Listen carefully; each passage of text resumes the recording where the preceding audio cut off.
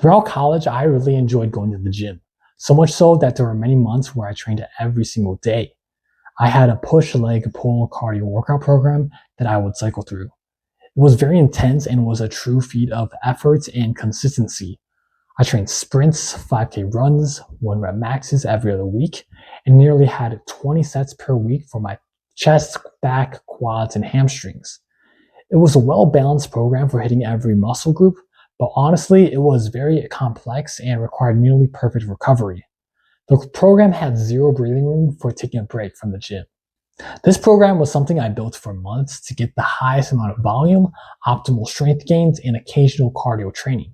The real problem with it is that it's not the most sustainable to train this intensely and consistently.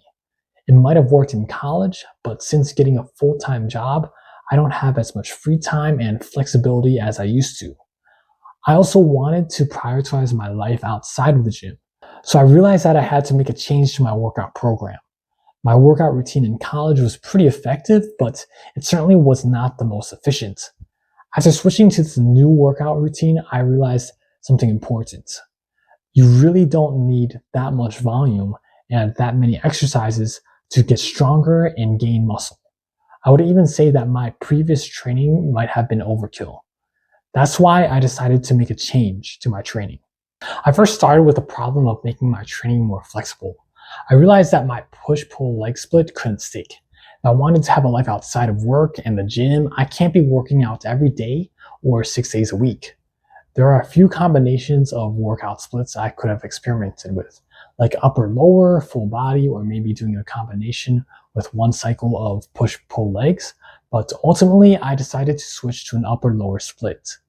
This was perfect because with this new program, I now train for only 4 days a week, which gives me plenty of room for flexibility.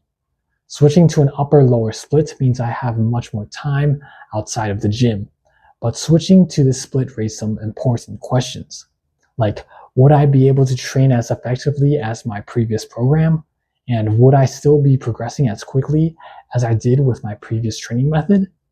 With my previous split, I had a pretty good balance of training. For push days, I trained chest, triceps, front delts, side delts, upper abs, and lower abs. For pull days, I trained lats, traps, rear delts, biceps, obliques, and occasionally forearms. For leg days, I trained quads, hamstrings, glutes, and calves. And looking at how many exercises I had per workout, it became clear that I needed to remove some exercises and make my workouts more concise. To switch to an upper-lower split, I combined my push and pull days to 2 different upper body workout days.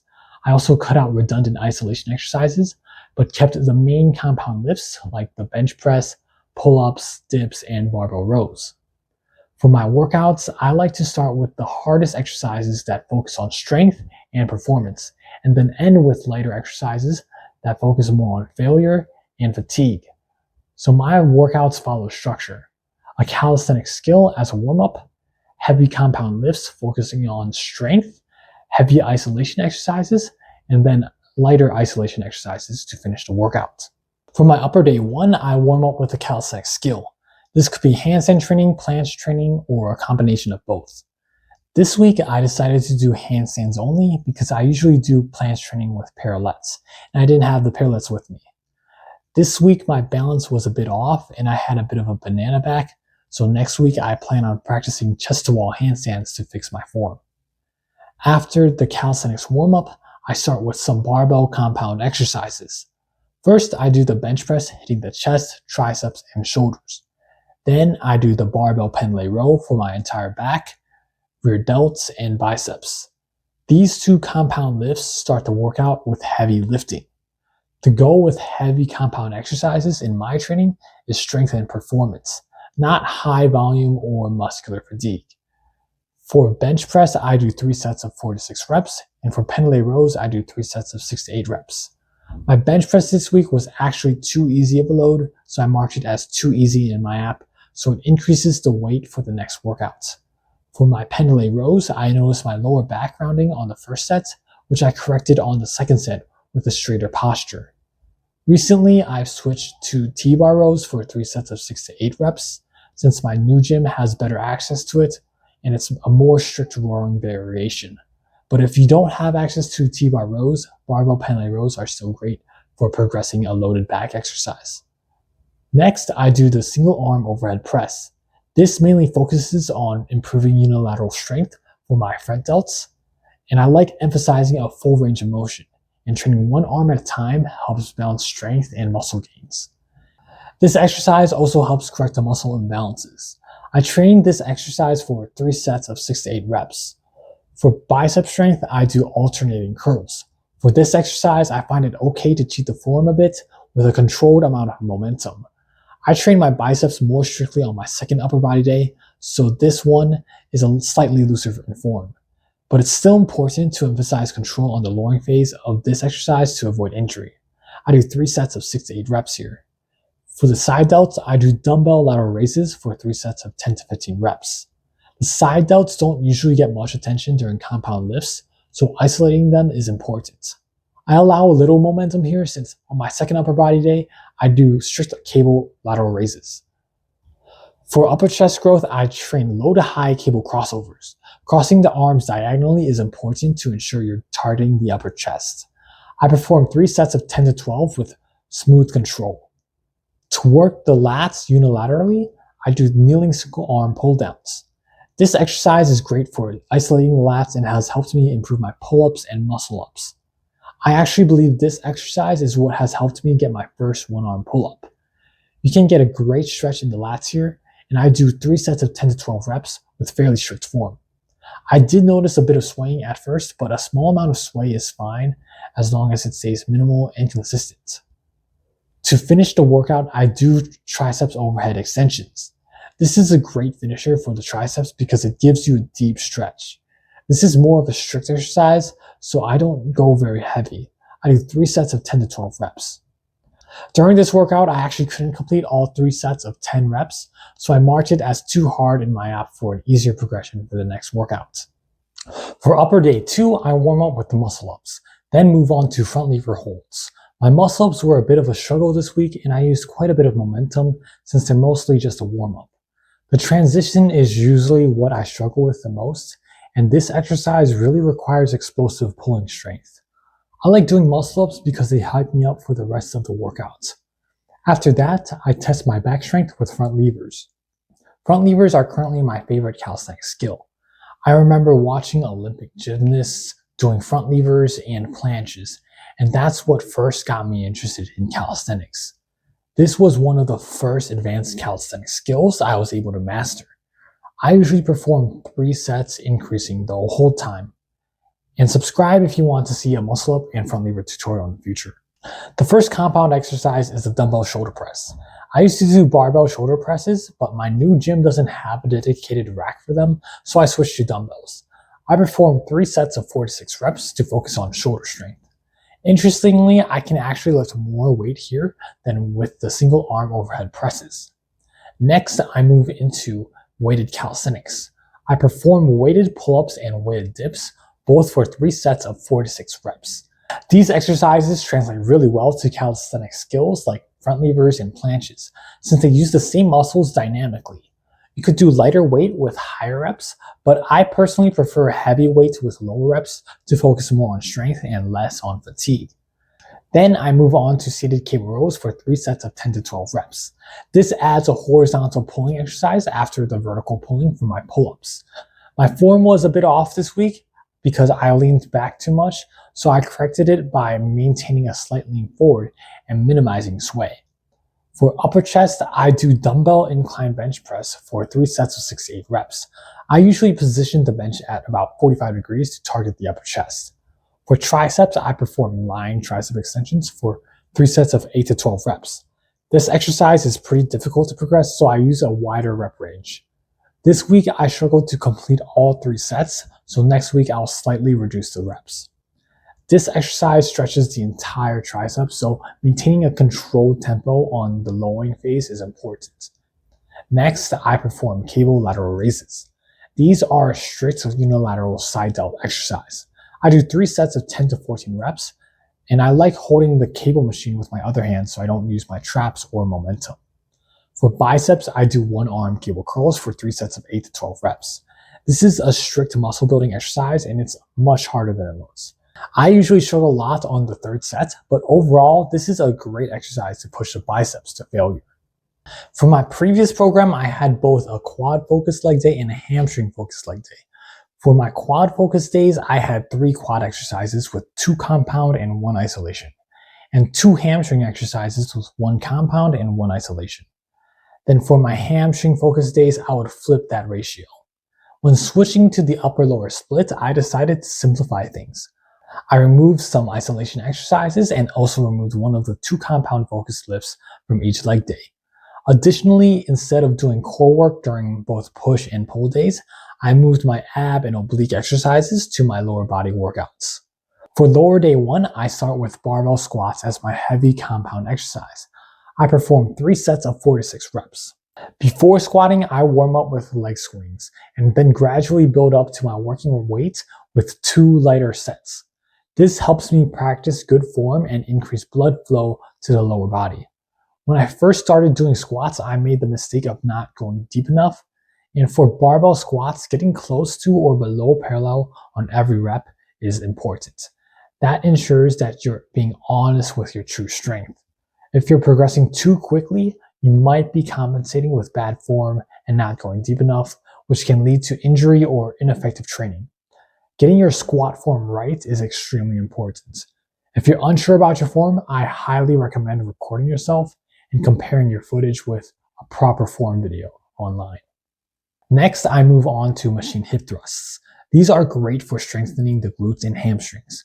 I perform 3 sets of 10 to 12 reps. Right now, I treat these more as a hypertrophy movement, since on my second lower body day, I train heavy deadlifts for strength. For hip thrusts, focusing on a full range of motion is essential for muscle growth. To strengthen my upper abs, I train dragon flags. I do 3 sets, increasing reps as I get stronger. This is probably one of the hardest bodyweight ab exercises, and the only reason I do them now is because I basically maxed out cable crunches. Dragon flags are incredible for improving core strength, but most people probably can't even complete 1 full rep when starting out. If you're new to training abs, I'd recommend starting with cable crunches at 3 sets of 10 to 15 reps. For quad isolation, I do leg extensions for 3 sets of 10 to 12 reps. This is a great exercise for finishing off the quads without completely destroying your legs. My tempo was a bit fast this week, but I usually try to pause at the top of each rep.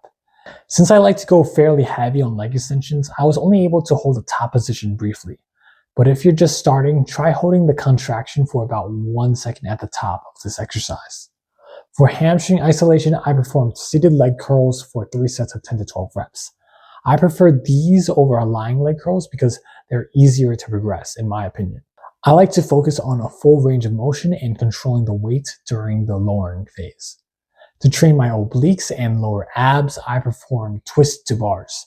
I do 3 sets, increasing the reps over time.